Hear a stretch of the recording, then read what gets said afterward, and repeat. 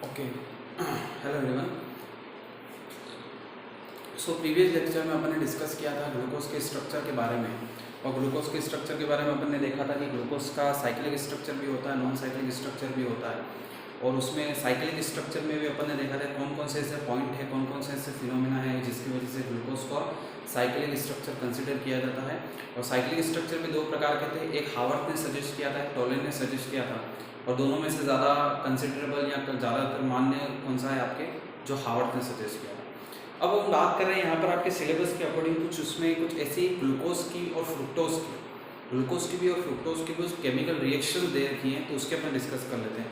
अभी अपन पहले ग्लूकोज की कुछ ऐसी केमिकल रिएक्शन दे रखी हैं आपके सिलेबस में, जिसके बारे में अपन डिस्कस करेंगे। और सबसे पहली जो इंपॉर्टेंट केमिकल रिएक्शन है ग्लूकोज की, जो आपके सिलेबस में दे रखी है, वो है ग्लूकोसाजोन कंपाउंड का फॉर्मेशन। अब ये ग्लूकोसाजोन या फिर आप यूँ कह लो ओसाजोन कंपाउंड। ये ओसाजोन कंपाउंड का मतलब क्या है यहाँ पर? मतलब क्या है कि आपका जो ग्लूकोज है और आपके फ्रुक्टोज, ये दोनों ही आपके फेनिल हाइड्रोजन के साथ रिएक्शन करके किसका फॉर्मेशन करते हैं? ओसाजोन कंपाउंड का फॉर्मेशन करते हैं। अब इनको ओसाजोन कंपाउंड क्यों बोलते हैं, इसके बारे में अपन लास्ट में डिस्कस करेंगे कि इनको ओसाजोन कंपाउंड क्यों कहा जाता है। तो यहाँ पर आपके सिलेबस में मेंशन किया हुआ है कि आपको ओसाजोन कंपाउंड का मैकेनिज्म पढ़ना है। अब ये मैकेनिज्म फ्रुक्टोज के लिए पढ़ना है, ग्लूकोज के लिए पढ़ना है, ये नहीं लिख रखा उन्होंने, बट आप दोनों के लिए पढ़ सकते हो। लगभग दोनों के लिए क्या होता है, सिमिलर ही होता है। जब अपन फ्रुक्टोज की बात करेंगे तब उसके बारे में डिस्कस करेंगे वापस से। यहाँ पे अभी भी ग्लूकोज के केमिकल रिएक्शंस में ओसाजोन कंपाउंड्स के फॉर्मेशन की बात कर रहा हूँ और उसके मैकेनिज्म का विश्लेषण कर रहा हूँ। देखो क्या होता है, जब ग्लूकोज और फ्रुक्टोज दोनों की रिएक्शन जब आपके फिनाइल हाइड्रोजन के मॉलिक्यूल से होती है, फिनाइल हाइड्रोजन से जब रिएक्शन होती है, तो एक ऑरेंज कलर के क्रिस्टल का फॉर्मेशन होता है। कौन सा क्रिस्टल होता है? ऑरेंज कलर के एक क्रिस्टलाइन सॉलिड का फॉर्मेशन होता है। उस ऑरेंज कलर के क्रिस्टलाइन सॉलिड को, उस कंपाउंड को क्या बोला जाता है? ओसाजोन बोलते हैं। ठीक है। अब यहाँ होता क्या है, ग्लूकोज, तो यहाँ पर 1 मोल ऑफ ग्लूकोज रिएक्ट करता है 3 मोल ऑफ फिनाइल हाइड्रोजन से। तो किसका फॉर्मेशन होता है? ओसाजोन कंपाउंड का फॉर्मेशन होता है। तो अपन ग्लूकोज के लिए देख रहे हैं। अब यहाँ पे देखो, जो ये ओसाजोन का जो फॉर्मेशन है, इसका जो मैकेनिज्म है, इस मैकेनिज्म में ग्लूकोज का नॉन साइक्लिक स्ट्रक्चर, जो अचक्रीय संरचना है, उसको मान्य रखा जाता है या उसको कंसिडर किया जाता है। क्योंकि अगर इसको कंसिडर नहीं करेंगे तो ये मैकेनिज्म समझ में नहीं आएगा। और अपन पहले भी देख चुके हैं, कुछ ऐसे फिनोमिना है, कुछ ऐसी रिएक्शंस हैं जिसमें ग्लूकोज का साइक्लिक स्ट्रक्चर, और कुछ ऐसी रिएक्शंस है जिसमें ग्लूकोज का नॉन साइक्लिक स्ट्रक्चर कंसिडर किया जाता है ना। तो आप यूँ कह सकते हो कि इसमें होता क्या है, जो साइक्लिक स्ट्रक्चर है वो नॉन साइक्लिक में, नॉन साइक्लिक साइक्लिक में चेंज होता रहता है, यहाँ हो जाता है चेंज। तो यहाँ पर अपन क्या ले रहे हैं, ये ग्लूकोज का आपको क्या है, नॉन साइक्लिक स्ट्रक्चर है, चक्रीय अचक्रीय यौगिक। अब यहाँ पे देखो, ये तो मैंने एल्डिहाइड बना दिया, पहले कार्बन पे एल्डिहाइड होता है, दूसरे कार्बन पे क्या है आपके पास अल्कोहल है ना, OH है। और बाकी का जो भी बचा, बाकी कितने मॉलिक्यूल बच गए, 4 कार्बन और बच गए। उस 4 कार्बन पे क्या होंगे? हाइड्रोक्सिल ग्रुप होंगे। तो उसको मैंने किससे रिप्रेजेंट कर लिया? R से। क्योंकि अब ये मैकेनिज्म में बार बार मैं पूरा मॉलिक्यूल लिखूंगा तो काफी टाइम चला जाएगा, इसलिए अपन एक शॉर्ट थोड़ा तरीका अपना रहे यहाँ पर कि रेस्ट जो मॉलिक्यूल है आपके ग्लूकोज का, जो मेन रिएक्शन अपन को जो शो करनी है वो अपन ने यहाँ पे लिख दिया, और बाकी का जो रेस्ट मॉलिक्यूल है, उस रेस्ट मॉलिक्यूल को अपन ने क्या कर दिया, R की फॉर्म में यहाँ पर डिनोट कर दिया। ठीक है। आगे अपन बढ़ते हैं, किस तरह से केमिकल रिएक्शन होती है और क्या होता है उसका अपन थोड़ा डिस्कशन यहाँ पर करते हैं। देखो, तो सबसे पहले ये आपके फिनाइल हाइड्रोजन कंपाउंड है, और ये फिनाइल हाइड्रोजन कंपाउंड आपके किससे रिएक्ट कर रहा है? ग्लूकोज से रिएक्ट कर रहा है, और आपके कुछ इस तरह का मॉलिक्यूल का फॉर्मेशन हो रहा है। अब ये यहाँ पर क्या हो रहा है, देखो यहाँ पर समझना क्या है, इस मैकेनिज्म में समझना क्या है, जैसे कि यहाँ आपके सामने लिखा हुआ, पर अपन कैसे समझे? आपको ये समझनी है कि यहाँ पे जो एक एक स्टेप में जो आपके रिएक्शन हो रही है, वो रिएक्शन कौन सी, वो आपको समझनी है। तो सबसे पहले अपन बात करें यहाँ पर, देखो ये आपका क्या है, एल्डिहाइड, और एल्डिहाइड में ये क्या है आपके पास, कार्बोनिल ग्रुप। इस कार्बोनिल ग्रुप पे क्या होगा? पार्शियली पॉजिटिव चार्ज, और इस ऑक्सीजन पे क्या होगा? Partially negative. क्योंकि अपन अच्छे से जानते हैं जो कार्बोनिल ग्रुप होता है उसमें कार्बन पे पॉजिटिव चार्ज होता है और ऑक्सीजन पे नेगेटिव, क्योंकि ऑक्सीजन की इलेक्ट्रोनेगेटिविटी हाई है, कार्बन की इलेक्ट्रोनेगेटिविटी लो है। अब यहाँ पर इसकी रिएक्शन किससे करा रहे हो आप? फिनाइल हाइड्रोजन से। तो ये फिनाइल हाइड्रोजन से जो आप रिएक्शन करा रहे हो, ये रिएक्शन आपने 12th क्लास में इसके बारे में पढ़ रखा है, या अपन सेकेंड ईयर वगैरह में भी इसके बारे में पढ़ते हैं कि ये आपके न्यूक्लियोफिलिक एडिशन एलिमिनेशन रिएक्शन होती है। मतलब आप ये कह सकते हो कि आपके जो फिनाइल हाइड्रोजन कंपाउंड है ये अमोनिया का डेरिवेटिव कंपाउंड है, अमोनिया का व्युत्पन्न यौगिक है। ये अमोनिया का व्युत्पन्न यौगिक है, ये अमोनिया की व्युत्पन्न यौगिक की अभिक्रिया किससे हो रही है? एल्डिहाइड और कीटोन से होती है। तब किस प्रकार की रिएक्शन होती है? रिएक्शन होती है आपके न्यूक्लियोफिलिक एडिशन एलिमिनेशन रिएक्शन। मतलब पहले न्यूक्लियोफाइल आके ऐड होता है, फिर जो मॉलिक्यूल बनता है, जो प्रोडक्ट बनता है, उसमें से H2O का एलिमिनेशन होता है और फाइनल प्रोडक्ट का फॉर्मेशन होता है। तो यहाँ पर भी कुछ इसी तरह से हो रहा है। क्या हो रहा है यहाँ पर? आपको दिख रहा है फिनाइल हाइड्रोजन, फिनाइल हाइड्रोजन में इस नाइट्रोजन में क्या दिख रहा है आपको? Lone pair. इस लोन पेयर की वजह से ये नाइट्रोजन किसकी तरह बिहेव करेगा? डेफिनेटली बिहेव करने वाला है किसकी तरह? आपके ये आपके किसकी तरह बिहेव करने वाला है? ये बिहेव करेगा आपके न्यूक्लियोफाइल की तरह। तो ये किसकी तरह बिहेव करने वाला है? आपके न्यूक्लियोफाइल की तरह ये आपके बिहेव करेगा। सो ये किस पर अटैक कर देगा? ये आपके कार्बन पर अटैक कर देगा न्यूक्लियोफाइल। कार्बन पर अटैक करने के बाद एक मॉलिक्यूल बनेगा, मॉलिक्यूल के बाद किसका फॉर्मेशन होगा? आपके किसका फॉर्मेशन हो जाएगा? प्रोडक्ट का होगा, उसमें से H2 रिमूव होगा, फाइनल कंपाउंड ये बनेगा यहाँ पर। मतलब यहाँ पर क्या हो रहा है? H2 के रिमूव होने के बाद इस तरह का कंपाउंड का फॉर्मेशन हो रहा है। और जनरली अगर हम बात करें तो एल्डिहाइड के साथ फिनाइल हाइड्रोजन की रिएक्शन होती है और जो कंपाउंड बनते हैं उसको क्या बोलते हैं? फिनाइल हाइड्रोजोन बोलते हैं। क्या बोलते हैं? Phenyl hydrazone. तो अब आपको थोड़ा सा ये समझ में आ रहा होगा कि ये अपन ओसाजोन, ये जोन वर्ड कहाँ से आ रहा है ना? ये जोन वर्ड कहाँ से आ रहा है ये आपको थोड़ा बहुत पता चल रहा होगा। आगे क्या हो रहा है? नेक्स्ट देखो। नेक्स्ट ये होता है कि ये जो मॉलिक्यूल दिख रहा है आपको, ये मॉलिक्यूल में आपके पास जो ये हाइड्रोजन आपको दिख रहा है, इस ऑक्सीजन के साथ ये हाइड्रोजन है, और इस नाइट्रोजन के पास क्या अवेलेबल रहते हैं? लोन पेयर अवेलेबल रहेंगे। आपको पता है ये नाइट्रोजन के पास क्या होंगे? लोन पेयर इलेक्ट्रॉन्स अवेलेबल रहेंगे। तो यहाँ पर होता क्या है कि ये होता है आपके H+ और ये होता है क्या? H-, sorry O-। अब यहाँ पर ये ऑक्सीजन और हाइड्रोजन के बीच का बॉन्ड है और अपन जानते हैं जब भी ऑक्सीजन और हाइड्रोजन के बीच का बॉन्ड होता है तो उस बॉन्ड में इतनी ध्रुवता होती है, इतनी पोलैरिटी होती है कि वो किसका फॉर्मेशन कर सकता है? हाइड्रोजन बॉन्ड का फॉर्मेशन कर सकता है। तो यहाँ पर यही होता है, ये जो स्ट्रक्चर है वो इसमें और ये जो स्ट्रक्चर है इसमें क्या होता है? उसमें साम्य अवस्था स्थापित हो जाती है। मतलब ये क्या हो रहा है? ये जो नाइट्रोजन है, नाइट्रोजन पे कौन सा चार्ज होगा? Negative charge. यहाँ इसके लोन पेयर से अट्रैक्ट होना स्टार्ट हो जाता है और इसके बीच में इंट्रामोलिकुलर हाइड्रोजन बॉन्डिंग बनती है। किसका फॉर्मेशन होता है? Intramolecular hydrogen bonding. अब ये वाला स्ट्रक्चर जब इसमें चेंज होता है और इस पर फिर से किसका अटैक होता है? फिनाइल हाइड्रोजन का अटैक।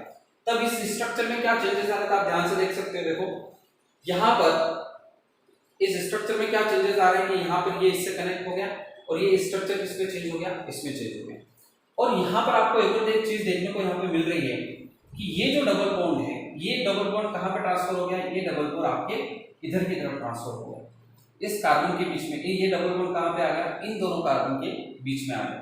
अब ये ऐसा कैसे हो सकता है? ऐसा इसलिए हो सकता है क्योंकि यहाँ पर क्या बन रहा है? कॉन्जुगेट सिस्टम बन रहा है जिसकी वजह से ये डबल बॉन्ड कहाँ पे आ गया? ये आ गया। तो इस तरह का आपके क्या बना? पूरा स्ट्रक्चर बना। और ये जो स्ट्रक्चर बना है, इस स्ट्रक्चर में अब देखो थोड़ा सा अपन डिटेल में यहाँ पर समझने की कोशिश करें, थोड़ा सा डिटेल में अपन समझें कि ये स्ट्रक्चर कैसे बना, यहाँ पे डबल बॉन्ड कैसे आ रहा है। तो होता क्या है यहाँ पर? होता है इस प्रकार से, ध्यान से समझना। देखो यहाँ पर हो ये रहा है कि ये तो इसके साथ क्या हो रहा है? अट्रैक्ट हो रहा है। ये अपन जानते हैं क्यों? क्योंकि इंट्रामोलिकुलर हाइड्रोजन बॉन्डिंग बन रही है। और यहाँ पर ये हो रहा है कि ये जो इलेक्ट्रॉन्स है, ये जो इलेक्ट्रॉन्स ठीक है, ये किस पे ट्रांसफर होते हैं? आपके नाइट्रोजन पे ट्रांसफर होते हैं। और ये जो यहाँ पर क्या डेवलप होता है? पॉजिटिव चार्ज डेवलप होता है। और जैसे पॉजिटिव चार्ज डेवलप हुआ, ये हाइड्रोजन क्या करेगा? हाइपर कंजुगेशन करेगा। और हाइपर कंजुगेशन करने के बाद यही हाइड्रोजन कहाँ पे चला जाता है? इस नाइट्रोजन पर। देखो ये मैकेनिज्म में बहुत सारी छोटी छोटी डिटेलिंग होती है और अपन उतनी डिटेलिंग अभी कंसिडर नहीं कर सकते, पर अपन थोड़ा समझने की कोशिश करें। ये इलेक्ट्रॉन किस पर ट्रांसफर हो रहे हैं? नाइट्रोजन पर ट्रांसफर हो रहे हैं। तो ये बॉन्ड के इलेक्ट्रॉन इधर जाके इस पर कौन सा आएगा? Positive charge. ये पॉजिटिव चार्ज, तो ये कौन सा? Alpha carbon. अल्फा कार्बन पे प्रेजेंट हाइड्रोजन कौन सा होता है? Alpha hydrogen. ये हाइपर कंजुगेशन करेगा, इलेक्ट्रॉन यहाँ पे आ जाएंगे, ये H+ के फॉर्म में रिलीज होगा और ये H+ किस पे चला जाएगा? इस नाइट्रोजन पर। तो इस तरह का आपके साइक्लिक स्ट्रक्चर बनेगा। ये साइक्लिक स्ट्रक्चर जो बना है, आप इसको चाहो तो और भी एक वर्ड बोल सकते हो, इसमें क्या बोल सकता हूँ?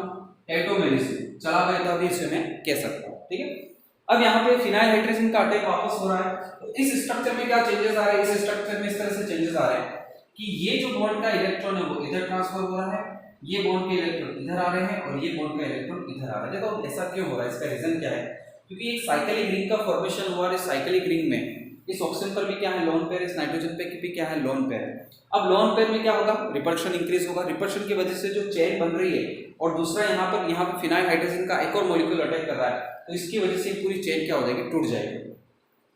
हुआ क्या यहाँ पर, ये बॉन्ड के इलेक्ट्रॉन ट्रांसफर हो गए इस दो कार्बन के बीच में, और ये बॉन्ड के इलेक्ट्रॉन कहाँ पे आ गए, ये आ गए, और ये हाइड्रोजन के इलेक्ट्रॉन कहाँ पे चले गए, यहाँ पर। तो कुछ इस टाइप का आपको स्ट्रक्चर देखने को नेक्स्ट मिलेगा। यहाँ पर आपके ये जो आपको दिखाई दे रहा है, मतलब ये जो इलेक्ट्रॉन इधर ट्रांसफर हो रहे हैं और इस तरह से हो रहा है, तो ये जो हाइड्रोजन आपको दिख रहा है, ये हाइड्रोजन वापस किसके पास जाएगा, इस NH के पास जाएगा और आपके पास एक मॉलिक्यूल रिलीज हो जाएगा, कैसा, C6H5NH2।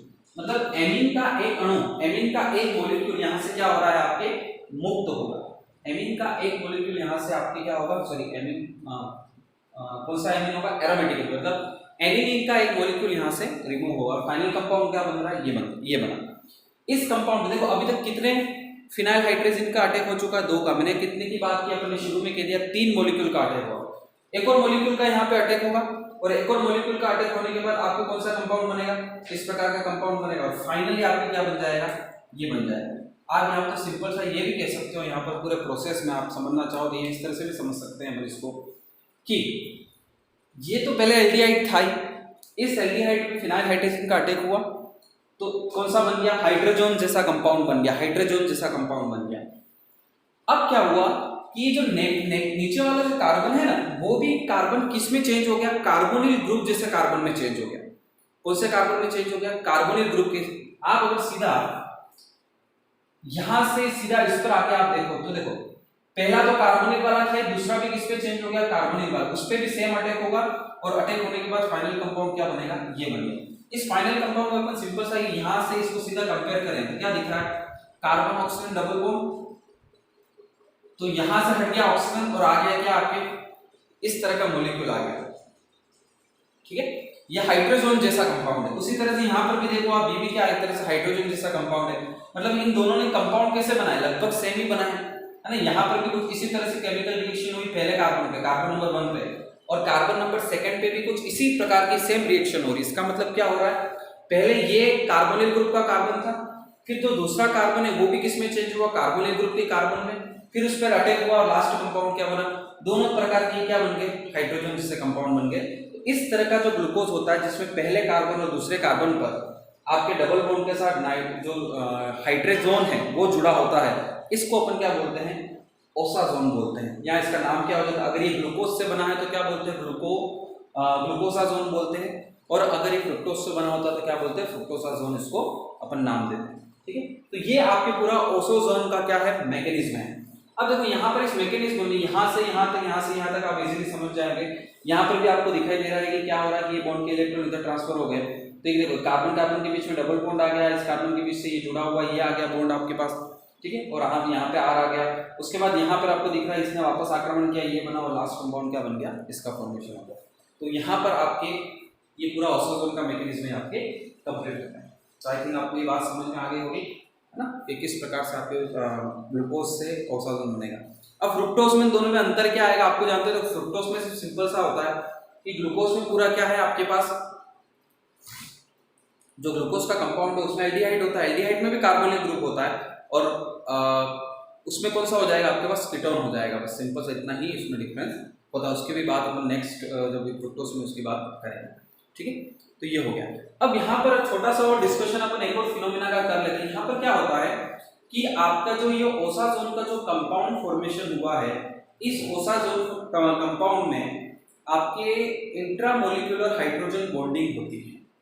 कौन सी बॉन्डिंग होती है, इंट्रामोलिकुलर हाइड्रोजन बॉन्डिंग, जिसे आप क्या बोल सकते हो, किलेशन भी बोल सकते हो, ठीक है। तो ये क्या करता है, किलेशन करता है या इंट्रामोलिकुलर हाइड्रोजन बॉन्डिंग करके एक चक्रीय कंपाउंड का फॉर्मेशन करता है, और ये चक्रीय कंपाउंड क्या है, स्थायी होता है, ठीक है।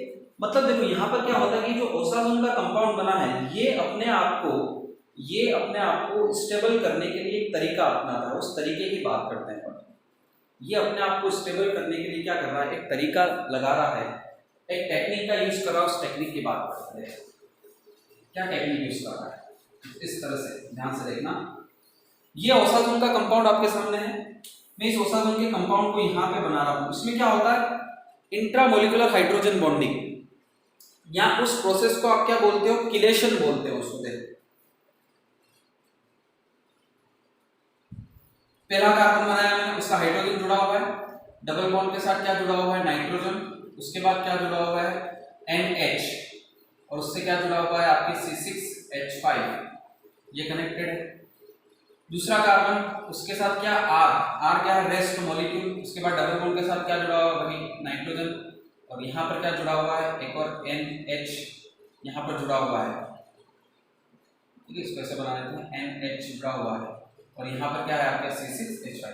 तो इस तरह से आपके ये ऑक्सीजन के मॉलिक्यूल को थोड़ा सा मैंने अलग तरीके से बना लिया, अलग तरीके से इसलिए बनाया ताकि इसको अपन क्या कर सके, समझ सके थोड़ा। कैसे समझेंगे, अब क्या होता है, ये जो हाइड्रोजन दिख रहा है आपको, इस नाइट्रोजन का जो हाइड्रोजन दिख रहा है, ये हाइड्रोजन क्या करता है, आपके इंट्रामोलिकुलर हाइड्रोजन बॉन्डिंग का फॉर्मेशन कर लेता है, किसके साथ, इस वाले नाइट्रोजन के साथ।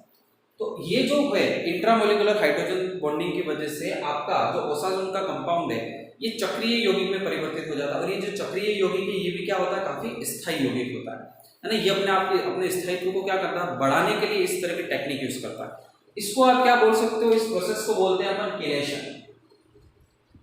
क्या बोला जाता है, इसको किलेशन बोला जाता है। इसको आप किलेशन भी बोल सकते हो, और आप इसे इंट्रामोलिकुलर हाइड्रोजन बॉन्डिंग भी कह सकते हो। ठीक है, तो ये किलेशन कर रहा है, या किलेशन टाइप का क्या बना रहा है, मॉलिक्यूल का फॉर्मेशन कर रहा है। तो आई थिंक आपको ये बात समझ में आ गई। तो ये आपके पूरा कंप्लीट मैकेनिज्म हो गया कि ग्लूकोज से किस टाइप से ओसाजोन कंपाउंड्स का फॉर्मेशन होगा। ठीक है, सो आगे अपन नेक्स्ट आगे वीडियो में फिर बात करेंगे कि ग्लूकोज की और भी जो केमिकल रिएक्शन उसके बारे में डिस्कस करेंगे।